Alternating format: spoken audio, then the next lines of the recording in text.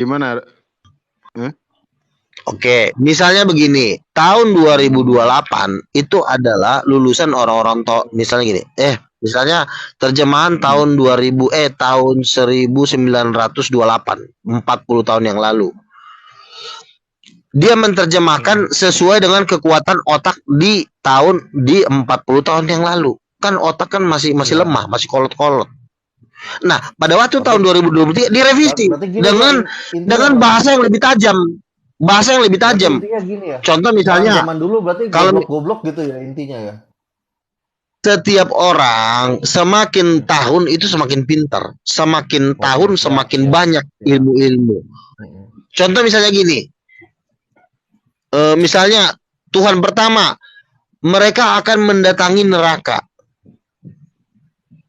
Kalau gua bukan mendatangi neraka, campakkan aja ke mereka neraka kan. Wah, kenapa gua mengatakan mereka akan mendatangi neraka? Kesannya neraka itu kayak villa. Selamat datang. Maka direvisi. Harusnya terjemahan yang lebih pas adalah campakkan muncungnya ke neraka gitu loh. Nah, lebih tajam kan daripada mereka mendatangi neraka. Gua revisi campakkanlah ke neraka. Kayaknya lebih pas nih, campakkan ke neraka nih. Lebih ke pemilihan katanya campak ini lebih tajam daripada mendatangi. Mendatangi kan kesannya seorang om-om lagi datangin jandanya gitu kan. Mendatangi. Nah, gue mau nanya gini, bro. Pacaran. Datangnya sebelum mencampakkan itu sudah lain arti, itu nggak boleh tuh. Nggak apa-apa Bang Adi, Nggak, gue tanya gini, bro Luga. Kalau yang aslinya tuh firman yang aslinya kan pertama kali dikodifikasi kan dalam bahasa Yunani itu, bro, gitu kan. Nah, yang bahasa Yunani pernah direvisi nggak sih, bro? Gue mau nanya, bro. Kan gue nelaah kan terjemahannya, bro, gitu. Begini, bro. Lu jangan nambahin kerjaan di saat kerjaan lagi kondisi lagi lu itu sebenarnya gini. Ya gini, lu kalau mengerjakan seperti itu, Reski, lu ibarat kata gini, lu lagi nyari kerjaan dan lu bekerja di kerjaan yang lu cari, tapi orang yang lu tempat kerja nggak mau gaji lu. Jadi artinya lu jangan mau kerja di mana orang tidak mau menggaji lu. Lu capek doang yang lu dapetin. Apa yang lu lakukan ini? Lu cuma nambahin kerjaan buat lu sendiri.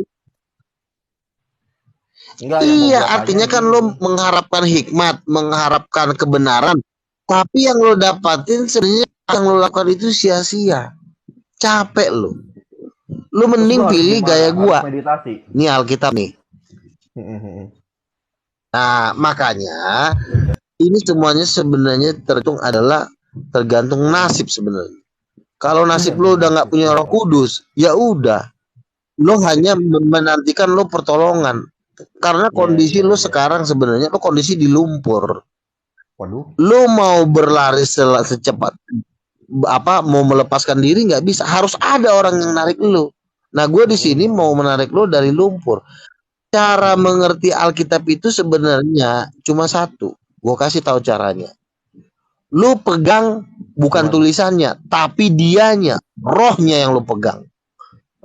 Roh yang menciptakan Alkitab ini. Gini loh, Alkitab ini kan diciptakan oleh yang namanya Roh Kudus.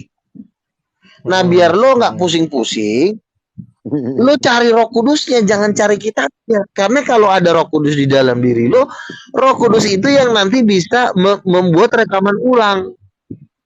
Ini lo yang benar. Contoh misalnya, Matius 28 ayat. Sebelum jauh-jauh nih, bro. Jangan jauh-jauh, bro. Ketinggian itu mulu, bro. Kalau jauh-jauh. Enggak, masa gini, bro. Ini di hadapan gua nih ada Alkitab 3 nih ya.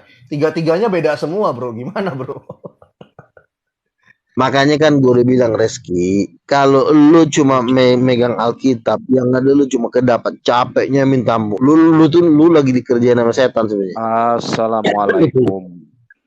Waalaikumsalam. Makanya kan gue udah bilang, kalau ada Roh Kudus itu, gue nih, kalau ini pengalaman gue baca Alkitab ya, nih, gue kesaksian nih kalau baca Alkitab. Gue baca satu ayat. Satu ayat gue baca, gue dapat pengertian 5. Lalu besoknya gue baca ayat yang sama, gue dapat pengertian 10. Dari satu ayat bisa pengertiannya beribu-ribu pengertian. Gila gue bilang. Jadi Alkitab ini seperti hidup, bukan seperti hidup, memang hidup. Karena Roh Kudus itu yang ngajarin. Nabi Musa ada Roh Kudus. Ada ayatnya. Roh yang ada pada Musa diberikan kepada tua-tua itu, ada ayatnya di Kejadian pasal 25. Jadi gini, makanya karena Alkitab ini dia maksudnya menuhankan Roh Kudus gitu. Oh iya dong. Dalilnya di mana, Pak? Dalilnya memang tidak dikatakan Musa loh, kan menuhankan Yesus sama menuhankan Roh Kudus. Enggak begitu cara berdebat. Cara begitu enggak begitu cara. Bukan begitu caranya cara bermain, biar lu gua ajarin. Kalau lu cara bermain begitu ya sorry. Lu enggak akan pernah lolos dari hukuman lautan api. Sebentar. Bentar, satu lagi nih, Bro. Satu lagi nih, Bro. Ini gua lihat di Alkitab yang cetakan tahun 1629, bro, namanya terjemahan Ruil. Ini karyanya LAI pertama kali waktu dulu masih namanya Batavia, Lembaga Batavia Indonesia. Nah, gue pengen nanya nih, bro, di Matius pasal 21 ayat 19 yang dikutuk itu pohon apa, bro, di Alkitab lu, bro? Pohon ara. Pohon ara ya. Nah, wah. Terus kalau di sini pohon pisang, bro, lihat tuh. Dan setelah dia melihat pohon pisang, gimana? Mana tahu itu meleset? Iya ini, bro. Mana? Tuh lihat tuh. Ini gua nggak ada tuh. Tahun berapa tuh? Pisang. Tahun ini berapa? Tahun 1629, bro. Terjemahan Ruil namanya. Produk LAI pertama. 1629. Tuh lihat pohon pisang. Salah orangnya berarti orangnya yang salah. Oke, salah orangnya, iya. Enggak, gue mau simpel lagi kan. Kalau yang dikutuk pohon pisang, sejak kapan zaman Yesus ada pohon pisang di Israel gitu loh, bro? Gue mau nanyanya. Iya. Iya kan gini, kalau misalnya itu pohon pisang kan bisa kita tanya orang Yahudi kan. Apakah benar misalnya?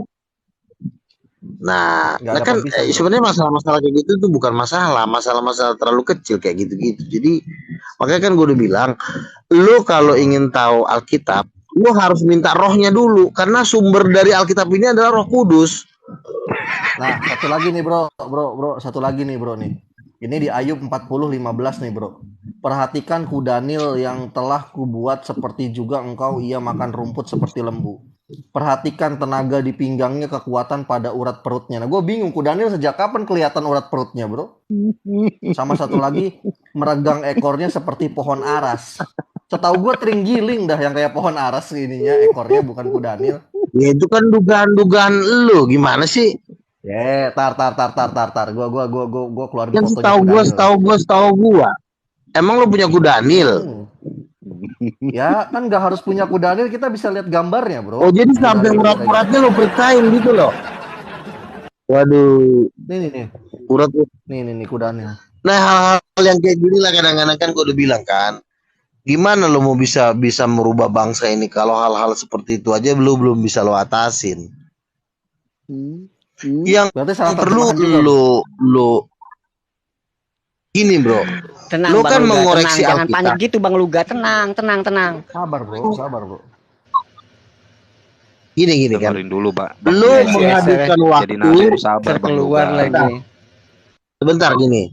Lu kan menghabiskan waktu puluhan tahun untuk mengoreksi teks-teks Alkitab. Kenapa enggak lu baca satu ayat dalam tempo 5 menit, lu taatin ayat itu. Contoh misalnya, di dalam ayat Alkitab kan dibilang mintalah Roh Kudus. Lu mentaatin itu cuma butuh 10 menit daripada lu menghabiskan waktu 10 tahun untuk mengoreksi ayat-ayat ini, padahal yang tertulis di situ satu pun nggak ada yang lu lakukan. Contoh disuruh penuh Roh Kudus, lu nggak mau melakukan. Jadi bagaimanapun lu bisa mengerti. Gini, gue minta hikmat dari lu lah. Gue minta lu jelasin ini nih. Perhatikan Kudanil yang telah kubuat seperti juga engkau, ia makan rumput seperti lembu. perhatikanlah tenaga di pinggang, kekuatannya dan urat perutnya. Nah, suruh perhatikan berarti kelihatan urat perutnya, bro. Ia meregangkan ekornya seperti pohon aras, otot-otot pahanya berjalin-jalinan. Setahu gue buntet, bro, yang namanya kuda Nil, bro. Gak ada otot pahanya tuh, bro. Kayaknya nggak perlu ada yang diketawain deh di situ deh. Nggak, yang maksudnya tenang. Bukan tenang, maksudnya saya tenang. Sabar, Bang Luga, sabar. Iya, makanya gue nanya. Kayaknya enggak, apalagi yang ditanyain gini, Bro Luga ya, ditanyain juga. Gue mau tanya, sejak kapan ekornya kuda Nil ini bentuknya kayak pohon aras, sedangkan pohon aras tuh kayak gini modelnya nih, Tar nih. Gue bingung juga, setahu gue teringgiling yang kayak pohon aras itu ekornya. Kalau hewan ya gitu loh. Tuh, ini pohon aras nih, bro. Aras Lebanon. Tuh. Mana ada ekornya kuda Nil kayak gini, bro? Gimana sih, bro? mungkin makna lain kali ya. Maksudnya jangan kita maksudnya gini loh ya. Artinya hal-hal seperti itu kan artinya nggak terlalu esensi sekali gitu loh. Jadi maksud gua tapi setelah coba gua cek, bro, ini setelah gua cek nih, bro. Iya. Maksudnya begini aja lah dulu. Oh, kan lo kan itu kan sampai sudah tetek bengeknya kan lo urus. Kenapa hal-hal yang inti dari begini lah dulu. Kan di dalam Alkitab mengatakan hendaklah kamu penuh Roh Kudus. Kenapa yang itu aja lo nggak pernah melakukan? Itu aja nggak pernah lo lakukan. Disuruh lo penuh Roh Kudus,